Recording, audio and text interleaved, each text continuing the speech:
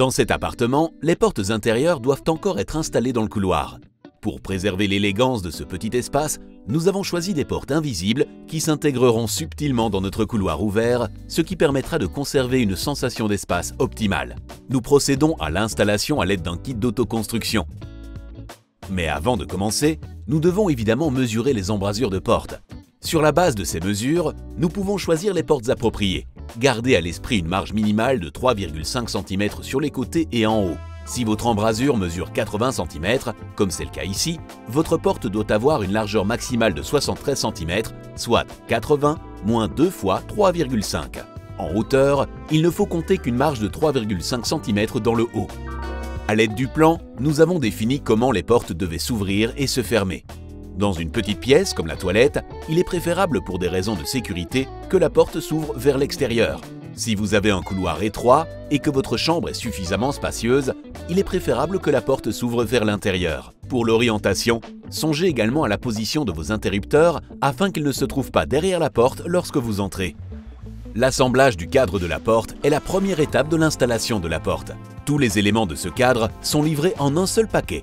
Disposez les profilés et les accessoires et lisez les instructions d'installation pour savoir comment procéder. Pour assembler le cadre, vous avez besoin du battant de la porte. C'est à ce stade que vous finaliserez également le sens de rotation et la position de votre porte. Vous devez donc décider maintenant si vous voulez pousser ou tirer la porte, si elle s'ouvre à gauche ou à droite et de quel côté vous voulez qu'elle affleure le mur. Étudiez attentivement les instructions afin de positionner correctement le battant de la porte avant de commencer à préparer le cadre. Placez ensuite tous les éléments du cadre de porte autour de la porte. Maintenant, vous devez d'abord y monter les profilés de fixation. Ceux-ci vous permettront de fixer le cadre dans votre ouverture murale. Vous fixez le plus petit élément à environ 1 cm du bas de votre profil latéral. À l'aide des vis auto-taraudeuses fournies, vous fixez ceux-ci sur les côtés et à l'arrière par le biais des encoches prévues à cet effet. Vous placez ensuite les deux pièces les plus longues, à peu près à égale distance sur l'espace restant de votre profil. Veillez à ce qu'elles ne se trouvent pas derrière la plaque de fermeture. Vous fixez ces profilés de montage à l'arrière de votre cadre, c'est-à-dire du côté qui n'affleure pas le mur. Effectuez cette opération sur les 3 parties du cadre de la porte. D'ailleurs, le petit morceau en bas vous aidera à identifier facilement le bas lors de l'installation ultérieure. Sur ces fixations, vous allez maintenant placer les vis de réglage. Celles-ci ont un côté plat et un côté arrondi. Elles sont destinées à être orientées vers l'extérieur avec le côté plat. Il suffit de les visser à la main dans les ouvertures prévues à cet effet. Vissez-les à une profondeur suffisante pour pouvoir ensuite introduire facilement l'ensemble dans l'embrasure de la porte. À un stade ultérieur, vous devrez les dévisser à nouveau pour tendre le cadre dans l'embrasure de la porte. Pour former le cadre, vous devez encore relier les montants verticaux et la poutre horizontale. Pour ce faire, vous devez utiliser les raccords d'angle. Ceux-ci doivent être positionnés correctement, c'est-à-dire avec la flèche dirigée vers le haut.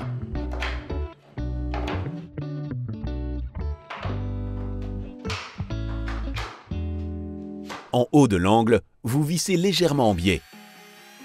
Sur le côté, vous pouvez simplement visser droit. Vous obtiendrez ainsi un résultat solide. Pour l'instant, fixez le joint d'angle uniquement du côté sans charnière. En effet, vous devez encore assembler les charnières en commençant par le battant de la porte. Pour ce faire, positionnez les charnières dans le bon sens dans les encoches. Ensuite, vissez-les. Prévoyez à cette fin les vis à bois nécessaires. Des vis de 4,5 par 45 fonctionnent parfaitement. Il y a 2 points de fixation par charnière et 3 charnières par porte. 6 vis par porte suffisent donc.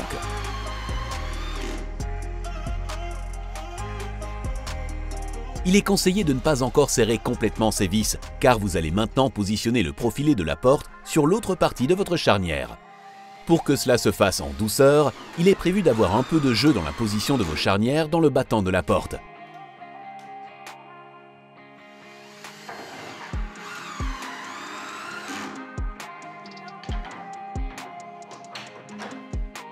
La fixation au profilet se fait à l'aide des vis à laine fournies. Vous pouvez les serrer à l'aide d'un embout approprié sur votre perceuse visseuse, ou vous pouvez utiliser une clé hexagonale ordinaire.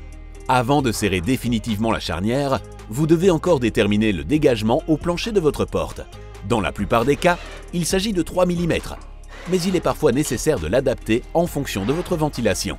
Dans cet appartement, nous travaillons avec un système de ventilation D, ce qui signifie que nous avons besoin d'une marge de 1 cm sous la porte. Il est possible que vous deviez raccourcir un peu le battant de votre porte. Mesurez donc si le profilé de votre porte présente le jeu nécessaire en bas. Si nécessaire, vous pouvez l'ajuster légèrement à l'aide d'un maillet en caoutchouc. Si la position est correcte, vous vissez définitivement tous les points de fixation. Enfin, vous réalisez également le dernier raccord d'angle entre le reste du cadre et le profilé déjà monté. L'ensemble est maintenant prêt à être monté dans l'embrasure de la porte. Placez soigneusement la porte avec le cadre dans l'ouverture, dans sa position correcte. Dans ce cas-ci, nous l'alignons sur le mur du côté du couloir. Ouvrez la porte pour faciliter le travail et placez un bloc d'espacement sous le battant de la porte de la même épaisseur que le dégagement au plancher nécessaire. Ici, il s'agit donc d'1 cm d'épaisseur. Ainsi, votre porte est immédiatement à la bonne hauteur. Le kit de plancher comprend également un bloc d'espacement qui permet de gagner jusqu'à 5 mm de dégagement au plancher. Vous fixez provisoirement votre cadre dans l'embrasure de la porte à l'aide de cales. Vous pouvez les découper dans un morceau de bois de construction que vous avez sous la main. Il est important de commencer ensuite à ajuster le cadre de manière très précise. Cela signifie qu'il doit être aligné avec le mur. Pour ce faire, il est préférable de tenir une longue règle contre le mur et de positionner le cadre contre cette règle.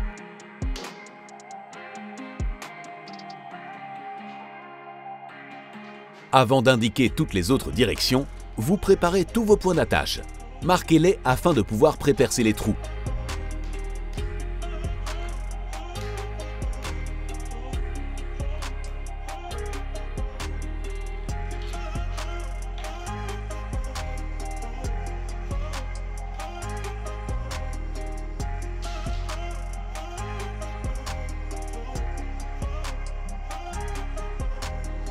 Le choix de la fixation dépend de votre situation. Ici, les murs et aussi l'embrasure de la porte sont constitués de blocs de plâtre. Nous prévoyons donc des chevilles adaptées. Nous prenons des chevilles d'un diamètre de 8, donc nous préperçons avec le même diamètre.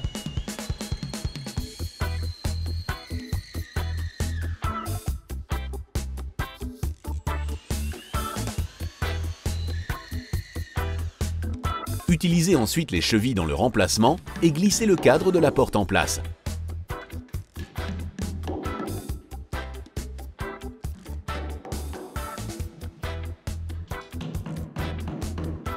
À l'aide des vis d'assemblage posées précédemment, vous pouvez maintenant fixer le cadre dans l'ouverture. Commencez par le haut, puis vissez fermement. Ensuite, vous faites le côté.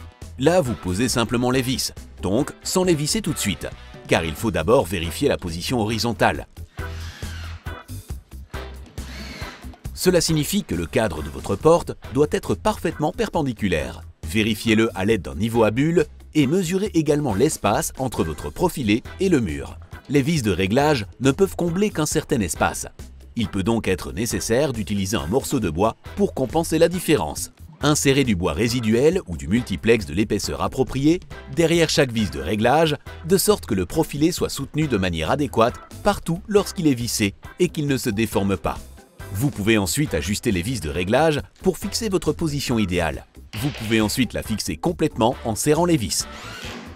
Il est important que les vis fournies soient suffisamment longues pour couvrir la distance entre le profilé et le mur et suffisamment enfoncées dans la cheville. Entre-temps, vérifiez régulièrement à l'aide du niveau à bulles que vous travaillez bien droit. Si le côté serrure et le dessus sont en ordre, vous fixez enfin le côté charnière.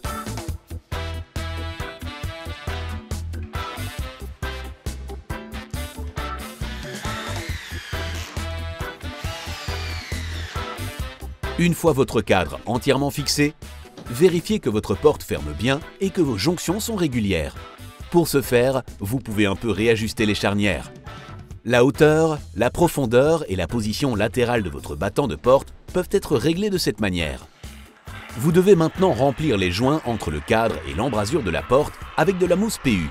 Cela confère à l'ensemble une plus grande solidité et fournit également une isolation acoustique supplémentaire autour de votre porte. Remplissez les trous par l'avant, de haut en bas. Pour ce faire, utilisez de la mousse à faible coefficient d'expansion. Celle-ci se dilatera peu en durcissant, de sorte que vous ne risquerez pas de désaxer le cadre.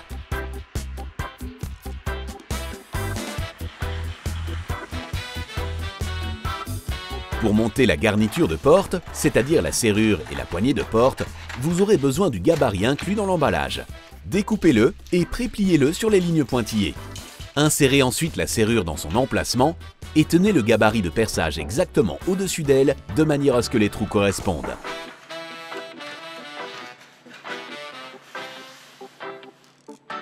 À l'aide de ce gabarit, vous pouvez marquer l'emplacement des trous de perçage sur les deux côtés de votre battant de porte. Retirez à nouveau le verrou afin de pouvoir prépercer avec une mèche de diamètre 13. Il s'agit du point central où doit se loger la poignée.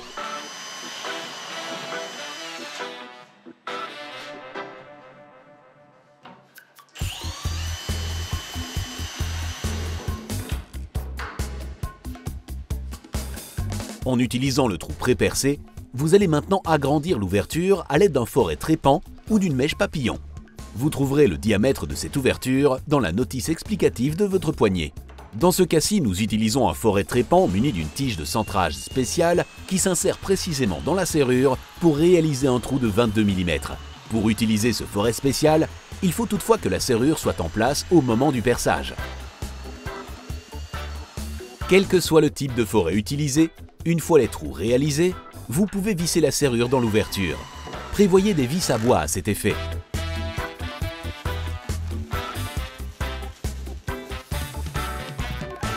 Le choix des poignées à utiliser avec ces portes affleurantes est entièrement libre. Dans cet appartement, nous choisissons un modèle noir qui se marie bien avec les profilés noirs des fenêtres. Nous optons finalement pour la poignée la moins profonde car notre couloir est assez étroit.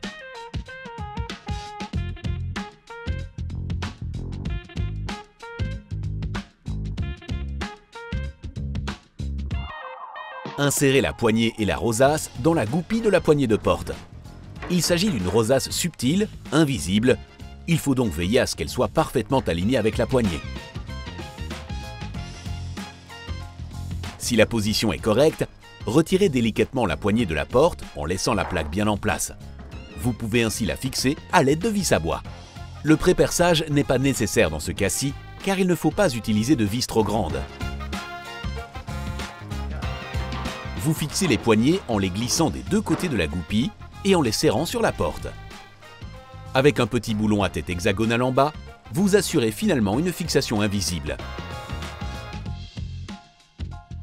La serrure utilisée ici est une serrure magnétique. Cela signifie que la serrure ne coulisse pas lorsque la porte est fermée, grâce au contreaimant situé dans le profil de la porte. Si vous ouvrez à nouveau la porte avec la poignée, la serrure reste à l'intérieur du battant et vous ne risquez donc pas d'y rester accroché. Dans certains cas, il peut être utile de pouvoir fermer la porte avec une clé, par exemple à la toilette. Il existe aujourd'hui des solutions spéciales comme une serrure de toilette adaptée. Cette serrure offre une plus belle finition qu'une clé standard et ne permet de verrouiller que d'un seul côté. Pour pouvoir la placer, vous devez également prévoir une ouverture pour la serrure dans le battant de la porte. Pour ce faire, vous utilisez à nouveau votre gabarit de perçage où vous trouverez l'emplacement et le diamètre correspondant à votre type de serrure.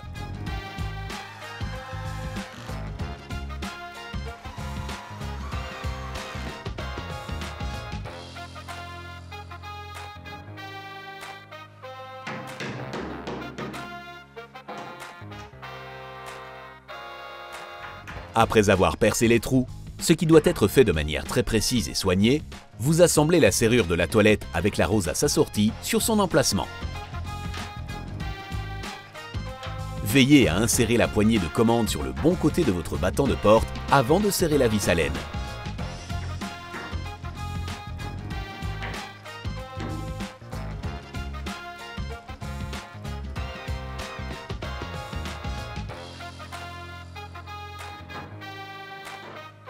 Ensuite, la poignée. Vous revissez la rosace à la main car il s'agit d'une opération délicate qu'il vaut mieux effectuer avec précaution. Vous pouvez éventuellement monter la garniture de porte avant de monter le battant de porte. Mais il faudra alors faire très attention lors du montage ultérieur à ne pas endommager la poignée ou la serrure.